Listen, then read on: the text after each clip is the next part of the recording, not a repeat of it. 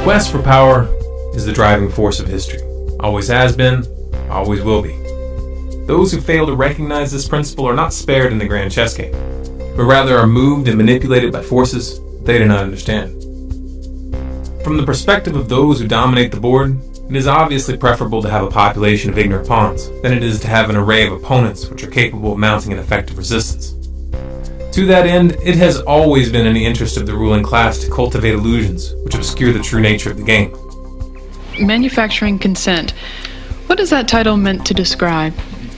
Well, the title is actually borrowed from a book by Walter Lippmann, written back around 1921, in which he described what he called the manufacture of consent as a revolution in the practice of democracy. What it amounts to is a technique of control. And he said this was useful and necessary because the common interests, the general concerns of all people, elude the public. Walter Lippmann wasn't speaking theoretically, nor was he commenting on a phenomenon that he had observed from a distance. He was part of that specialized class, and he personally influenced the development of this new technique of control. So what was this new technique that Lippmann was referring to? The answer to that question takes us back to the beginning of World War I. In 1917, Woodrow Wilson formed the Committee on Public Information, also known as the CPI. It was a propaganda agency, and its purpose was to build support for the war with the American people. The CPI, run by a man named George Creel, was known for its crude tactics, blatant exaggerations, and outright lies. However, one member of the CPI, Edward Bernays, had a much more subtle approach. Rather than resorting to lowbrow tactics, Bernays studied the mindset of the American people, and then based on his observations, he created a campaign to promote the idea that America's purpose in the war was to, quote, make the world safe for democracy. This meme was wildly successful, so much so that it continues to be used even to this day. Edward Bernays was Sigmund Freud's nephew, and like his uncle, he was an avid student of human psychology. Some documentarians, such as Adam Curtis in his film The Century of the Self, have mistakenly assumed that the psychological techniques that Bernays went on to develop were merely the practical application of Freud's theories. However, though Freud had a significant influence on his nephew, the reality of the matter is that he was not the source of these ideas. Sigmund Freud, Edward Bernays, and Walter Lippmann all subscribed to a school of thought that was first put forth in 1895 by a French social psychologist named Gustave Le Bon. Le Bon wrote several books, the most famous of which was entitled Psychologie des Foules. It was translated into English as The Crowd, a study of the popular mind. The Crowd was a revolutionary piece of work.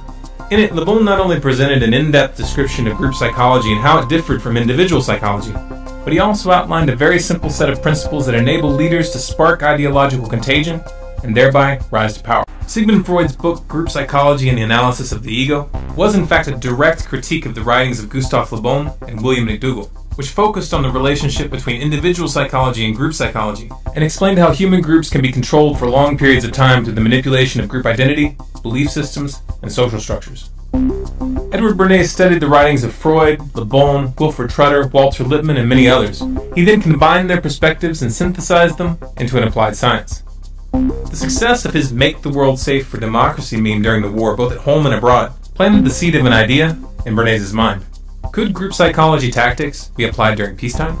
When I came back to the United States, I decided that if you could use propaganda for war, you could certainly use it for peace.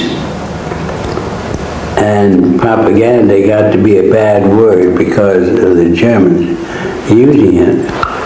So what I did was to try to find some other words. So we found the word Council on Public Relations. In 1919, Bernays opened the world's first public relations office. He named his agency the Council on Public Relations.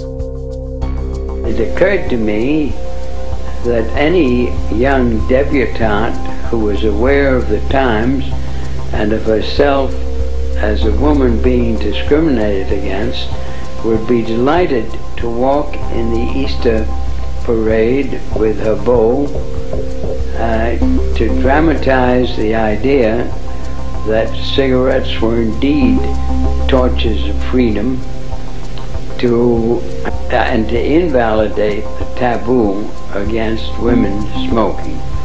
So I called up a debutante friend of mine, asked her to get another friend and two young men whom they liked, and I also instructed them on how to give information about what they did to the newsreels, weekly newsreels, to the newspapers, to the three important press associations, the AP, the United Press, and International News Service, and to walk from 34th Street to 57th and back and forth, lighting torches of freedom to protest man's inhumanity to women by a taboo against smoking.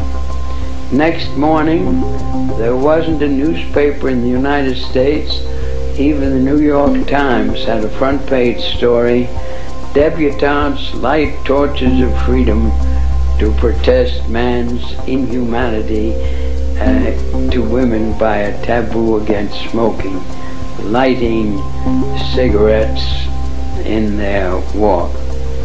The interesting thing to me was that within 3 days, the newspapers, without any intercession on my part, published accounts that women were smoking in Union Square in San Francisco, in Union Square in Denver, and on the Boston Commons.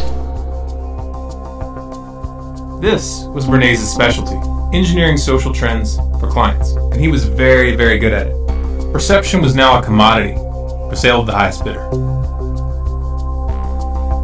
Bernays aided the CIA and United Fruit Company, known today as Chiquita Brands International, in a successful campaign to topple the democratically elected Guatemalan government in 1954. He headed up the public relations campaign to garner support for the fluoridation of municipal water supplies on behalf of the aluminum mining company, Alcoa Incorporated, who was looking for a cheap way to dispose of their industrial waste. And he even helped the company convince the American public to eat heavier breakfast so that they would buy more bacon. What made Bernays so successful was his skill in applying 3 psychological tactics. 1. Creating carefully calculated associations with the subconscious fears and desires of individuals. 2. Influencing opinion leaders and perceived authority figures in order to reach those who follow them. 3. Initiating the contagion of behaviors and ideas through social conformity.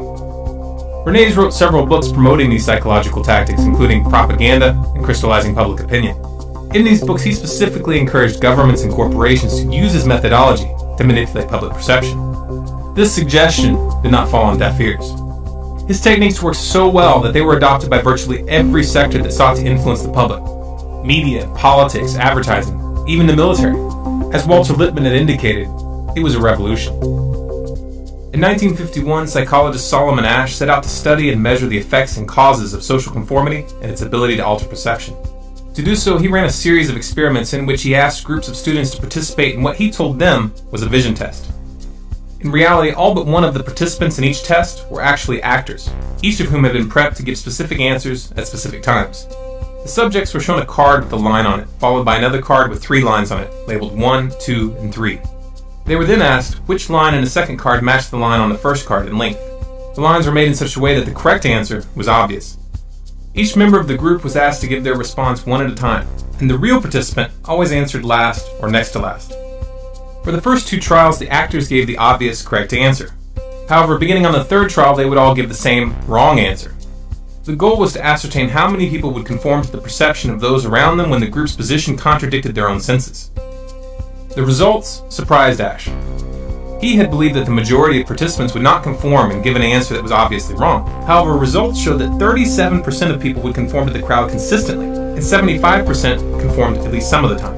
Asch was uncertain as to whether this conformity was limited to social compliance, or whether it was actually influencing perception on a neurological level. In 2005, neuroscientist Gregory Burns sought to answer this question. Burns created a variation of Asch's experiment, this time measuring brainwave activity during the test to determine at what level of the brain this conformity was taking place. The results showed very clearly that the occipital and parietal lobes were the most active when the participants were answering incorrectly. This meant that conformity was actually altering the perception of the test subjects at the neurological level. Take a moment and register what that means. Social conformity literally causes the brain to rewrite our reality.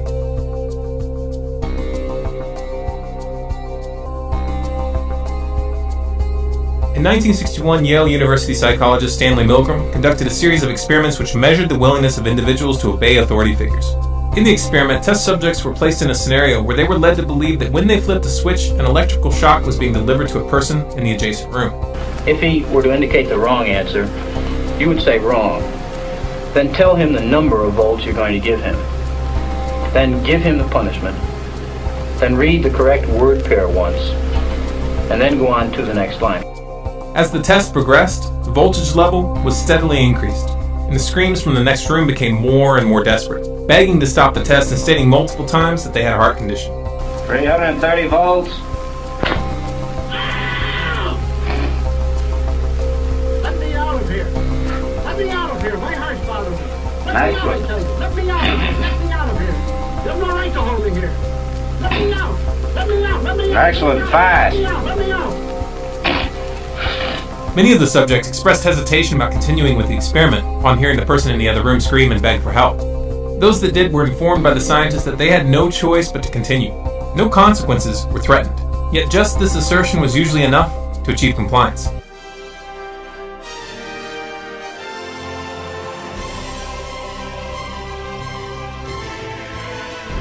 A new world order. The illumination of 1,000 points of light.